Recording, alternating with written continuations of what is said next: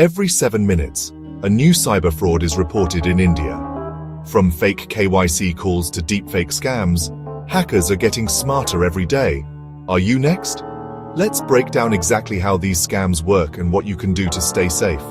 Stick till the end for a fraud defense checklist and drop your experiences in the comments, because your story might save someone else's money. Cybercrime in India has exploded with UPI, cards and digital wallets becoming mainstream. Fraudsters are no longer lone hackers. They're organized crime syndicates with tech teams, fake call centers, and global networks. From phishing SMS to SIM swaps, they exploit every gap in our system. Here's how the scam web works. Phishing and OTP theft. A fake SMS or email claims your KYC is expiring. You panic, click the link, and hand over your OTP. Have you ever received a message like this? Press A in the comments. Remote access apps. Fraudsters convince victims to download screen-sharing apps, gaining control of bank apps. Mule accounts. Stolen money flows through multiple fake accounts to evade detection. If you know someone approached to rent their bank account, press B below.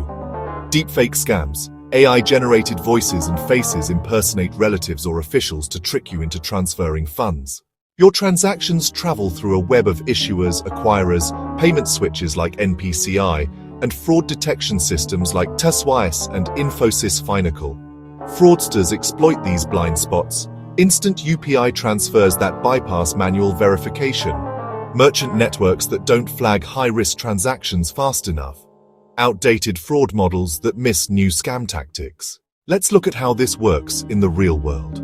A woman in Delhi received a KYC update call, installed a remote app, and within minutes Rs 4 lakhs vanished, routed through multiple mule accounts, finally landing in a crypto wallet overseas. These aren't isolated cases. They're daily operations by fraud syndicates. Here's your fraud defense checklist. Never click links from unknown senders. Block unsolicited KYC or bank calls. Enable app notifications for every transaction. Lock or freeze cards immediately after suspicious activity. Now your turn. If you've received a fake KYC SMS, press A in the comments. If you've seen a remote access scam, press B. If you want us to cover SIM swap scams or crypto frauds next, press C. Your story might save thousands of viewers. Let's fight fraud together.